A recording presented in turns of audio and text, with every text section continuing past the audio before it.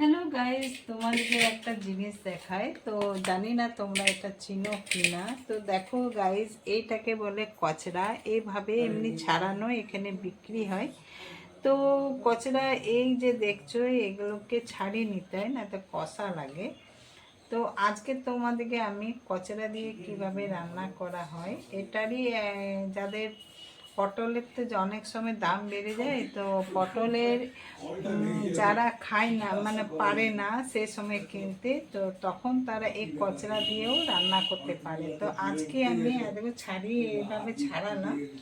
তো যেখানে মোটা মোটা জিনিসটা থাকবে এগুলো ছাড়িয়ে নেবে, কারণ কষা লাগে এটা খেতে।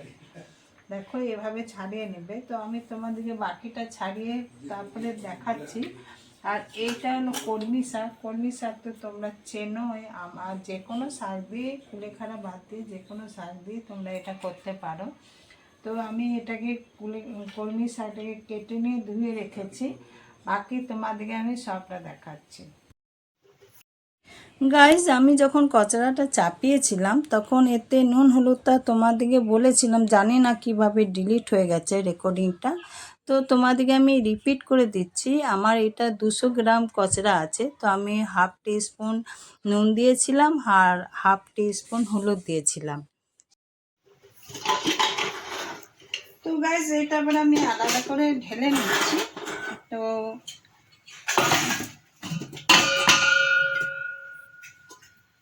আমি এই জলটা নিয়ে নেব, কেন এতে নুন হলুদটা আছে, আমার জল লাগবে না। তো এই জলটা নিয়ে নিচ্ছি শাকের জন্য। এইটুকু থাক। তো এই জলটাতেই আমি এই কলমি শাকটা সিদ্ধ করে নেব আলাদা করে। একসাথে করতাম, কিন্তু ওইটা একটু প্রসেসটা অন্যরকম করে দেখাচ্ছি তোমাদেরকে, কারণ একসাথে করলে ঘাঁটা হয়ে যেত। ওই জন্য আলাদা আলাদা আলাদাভাবে করছি। এই কলমি শাক আমি ভালো করে কেটে ধুয়ে নিয়েছি। শাক তোমরা কাটবার সময়, এখন বর্ষাকাল প্রায় এলো বলে, তো শাক কাটবার সময় তোমরা ভালো করে দেখে ভালো করে ধুয়ে কাটবে কলমি শাক। কারণ কলমি শাকেরও অনেক ঘটনা আছে। এর যে ডালগুলো পাইপের মতো হয়, ওতে অনেক পোকামাকড় এমনকি সাপও ঢুকে থাকতে পারে। তো ভালো করে কলমি শাক ধুয়ে কেটে বেছে নিয়ে তোমরা শাক করবে। আর যারা নতুন আমার বোনেরা, আর যারা পুরনো তারা তো জানে। তো গাইস, এটা তো আমি দুটো সিটি দেওয়ার পর আবার গ্যাসটা জ্বালাচ্ছি। দুটো সিটি দেওয়ার পর এটাও নিমিয়ে দেব।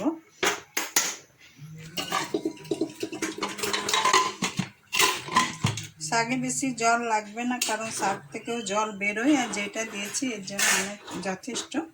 তো এটা দুটো সিটির পর তোমাদেরকে দেখাচ্ছি।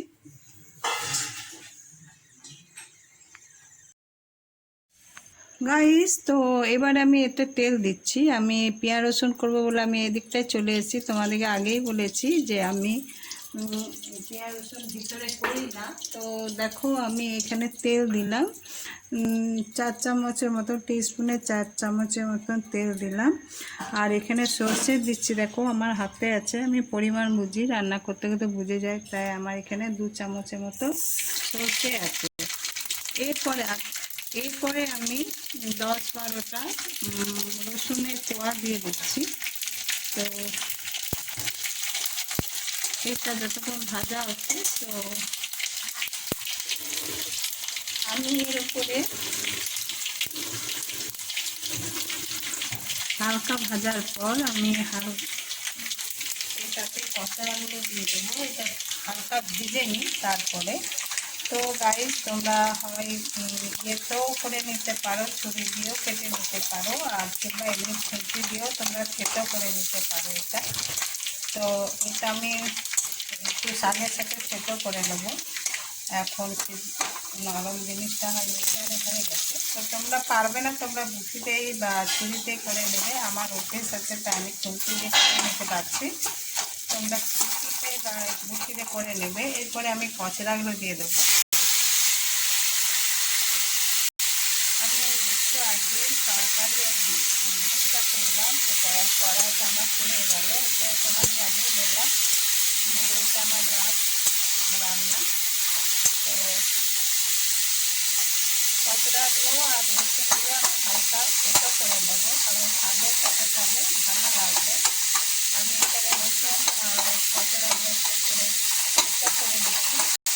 তোমরা পারবে, যারা নতুন পারবে না তাই তোমরা বেশি দিয়েও ছোটো ছোটো কেটে নিতে পারো। তো বেশি ছোটো করো না, সেদ্ধর সময় একদম মরে যেতে পারে।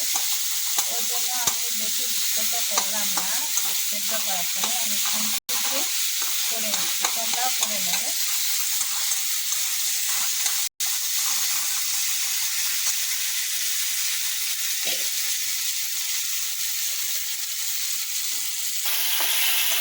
তো গাইস আমি এটাকে ভেজে নিয়েছি, এর জন্য আমি আদা তোমাদেরকে বললাম না যে আমি একসাথে করলাম না ভেজে এলে। তো এইটাকে ভাজবার জন্যেই আমি আলাদাভাবে করলাম। এটাকে আলাদা একটু ভেজে নিলে ভালো মানে টেস্টটা লাগে। তো গাইস আমি তোমাদেরকে ফোড়নে লঙ্কাটা ভুলে গেছিলাম, তাই আমি আলাদাভাবে লঙ্কা দিচ্ছি। দেখো ফোড়নের জন্য কম বেশি সেটা তোমরা করে নেবে, কারণ কারণ এখানে এখানে আমার ছেলেকে দিয়ে তেলটা দিয়ে করাচ্ছি, তাই সাইডে দিয়ে দিয়েছে। তো যাই গাইস, তোমরা ফোড়নটার জন্য আরেকটু তেল নিয়ে আমি নিলাম, তোমরা ওই সর্ষের সাথে লঙ্কাটা ভেজে নেবে, কারণ এটাতে একটু ঝাল না হলে ভালো লাগবে না। তো আমাদের বাড়িতে ঝাল একটু কম খায়, তাই একটু কম দিলাম। তোমরা যদি আরও চাও তো আর একটু বেশিও দিতে পারো ছকার জন্য। তো হলো, তো এরপরে আমি নেড়ে নিচ্ছি। এরপরে গাইস খুবই মানে এটা কোনো কঠিন রেসিপি না, আরও ছোটো ছোটো করে নিচ্ছি যেহেতু শাক।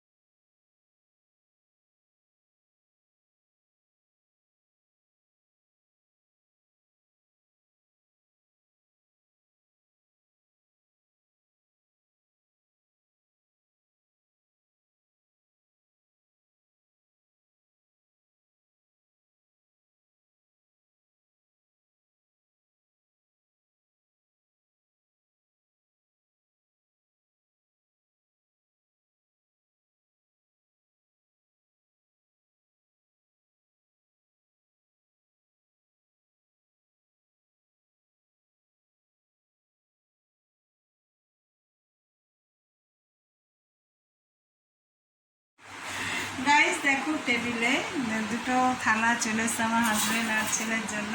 তো আমি এই রেসিপি নিয়ে চলে এসেছি। দেখো কচরা কলমি শাকের ঝাল বলো চচ্চড়ি বলো। তো আজকে করেছি ডিমের ঝোল আর লাইয়ের তরকারি, কলমি শাক আর সরি কচরা আর কলমি শাকের ঝাল আর ভিন্ডি ভাজা আর আম দইটা আছে। তো চলো আজকের এই রেসিপি। তো গাইস তোমাদের এই রেসিপি কেমন লাগলো আমাকে নিশ্চয়ই জানিও।